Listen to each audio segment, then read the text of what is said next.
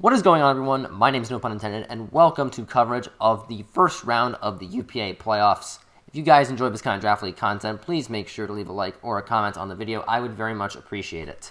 And before we begin, I do want to thank all you guys for making my last video, the Week 14 battle, my most liked, most commented draft league video ever on my channel. You guys are great. But today we are taking on Brendan, aka Shiny Typhoon, aka the coach of the Boston Braviaries. Now, I was fortunate enough to get a win against him in Week 5, and I would say that it was my best win of the season. At least it's the one where I feel like I was most in control of my destiny and that I played and prepped the best. Now, of course, that's both a blessing and a curse for a playoff rematch, because he knows that I beat him pretty badly. So he's going to make a lot of adjustments. And because of that, I know that I have to make a lot of adjustments to counter his planned adjustments. There's also the fact that I did change my team slightly between then with my free agent moves. Anyway, I'm going to get into the team that I brought, and I'm just going to go quick beyond this because it's very similar to the one I brought against him the first time, although there are some changes. First up, we've got a Dual Dance Cobalion. It's a very similar set to the one I brought Week 14 against Ice with Dual Stab, Rock Polish, and Swords Dance, and it's even holding a Choppleberry. The one main difference is that I changed it from max speed to max HP, because last time if I was max HP, I could have really used the extra investment to survive some attacks. Choice Spec Swallow, I had a feeling he'd bring some substitutes, so I want to be able to get around some of his faster mons that might run stuff like Guard Jump or Mega Gallade. Tailwind's the fourth move because speed control is nice. Dragon Dancing, Mega Latios, practically the same set I brought against him the last time. Physically Defensive, Colberberry Decidueye, again practically the same set I brought against him last time. Physically Defensive Zapdos with Discharge and Hidden Power Ice. It would be nice to get some pairs with Discharge, that's why I chose it over Thunderbolt. Toxic to just wear down some of his walls, and Roost to get recovery. And finally, Regirock is mostly Spadef, although it is a impish nature, with the moves Ice Punch, Stone Edge, Toxic, and Stealth Rock. Ice Punch is namely to hit Garchomp. Stone Edge is a general high-powered move, and I don't mind missing as much because I need to get damage on his team. And the main reason why Regirock is here is because getting Stealth Rocks up on his side of the field is really important to chip away at Rotom Heat and Talonflame. But that is the team. I'm not going to get into what he brought. I'm just going to go into the match because I feel as though it's a game more about me than it is about him. Because this is my video. This ain't his video. So I'm going to lead off with my Zapdos. I find it has a pretty good matchup against everything that he's brought thus far. I can get off a Discharge or a Toxic if I so choose. And he's going to lead off with the Talonflame, which is good for me, considering that Zapdos can easily check Talonflame. Now, because I predict him to switch, I'm going to go for the Toxic. I don't think he's going to go into Clefable or Tentacruel. It's a bit too risky for him to do that at this point, so I feel as though Toxic is safer. And he does go into the Garchomp. Could have gone for HP Ice, but I thought the Rotom Heat was a possibility. But I am going to go into my Mega Latios, and I was really thinking he would go for Stone Edge here if he had it. So that's why I made the Latios play. I was thinking in my head that he might choose to go for Earthquake, predicting something, but that just doesn't make any sense. Either way, I get bailed out because he just goes for the Swords Dance, and now he has to switch out because there's a good chance that my Mega Latios outspeeds him, which, yes, I did invest in that outspeed. But I'm going to go for Dragon Claw because I can't risk a +2 Garchomp attacking me with something. He's going to switch into the Clefable here because Clefable generally switches into all Mega Latios sets. Considering that Mega Latios swept him in our last meeting, bringing Clef was a smart move, as he didn't have Clef to be able to check Latios the last time he played. But in this game, I definitely had to make some more Maverick switch-ins, so I'm going to go into my Regirock on the Clef. I totally didn't anticipate this in my prep, but I'm not sure what kind of set this Clefable is, and I don't want to take any chances. He just goes straight for the Thunder Wave, and Regirock can handle a Thunder Wave, although if I'd gone to my Zapdos like I was thinking of earlier, then Thunder Wave wouldn't have done anything. Regardless, this is going to be the start of a common theme. He's going to try to paralyze me a lot. On this turn, however, I am going to click my Stealth Rocks because I need them to wear down Talonflame and Rotom, and to convince the Tentacruel to come in to potentially spin them away. He gets off a Heal Ball to remove a Toxis from Garchomp, but he's going to go for the Moonblast on the next turn, and I get fully paralyzed, and I realize that, wait a minute, hold on. If he's a more defensive Clef set, then I can just go into Zapdos. He can't Thunder Wave me, and I can Roost up on any attacks he may go for, because I don't think he's a mono-attacking Heal Bell setup Clefable. So I go into Zapdos. The best case scenario is that I can snag a Discharge Paralysis on him. He's just gonna repeatedly go for Moonblast. He gets a couple special attack drops, but I can just roost off the damage.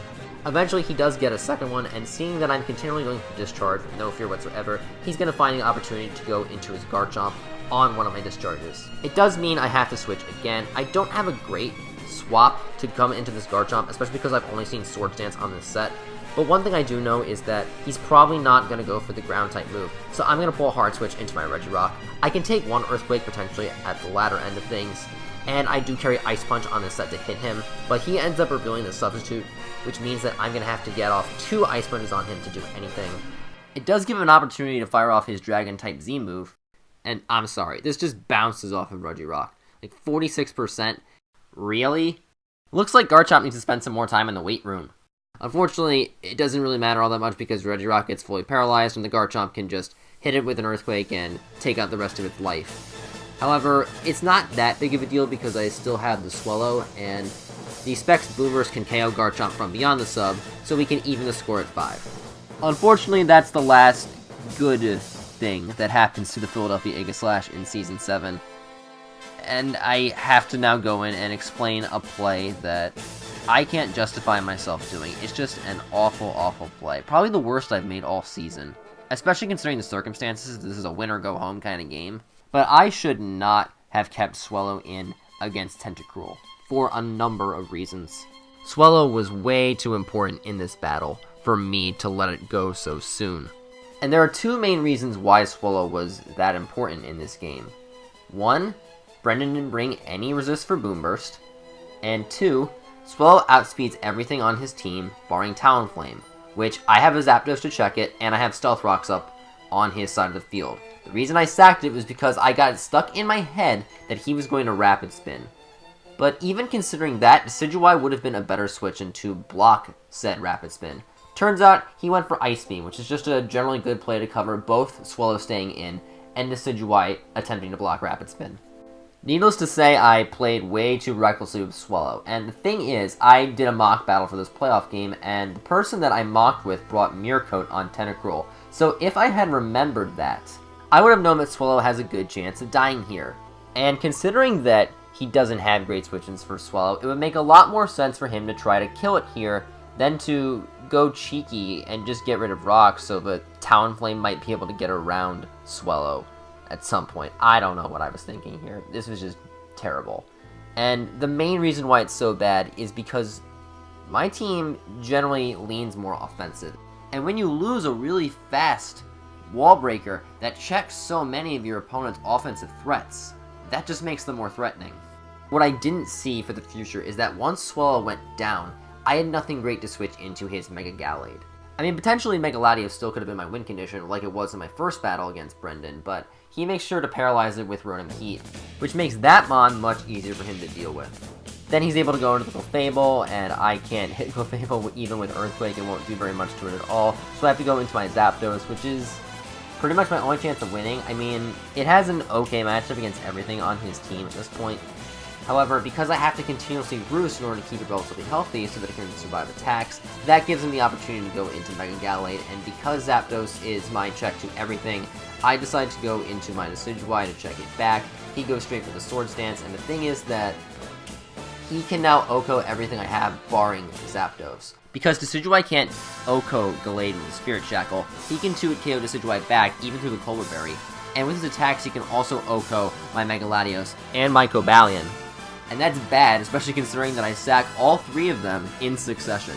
Honestly, I could have just gone into Zapdos to finish off Gallade.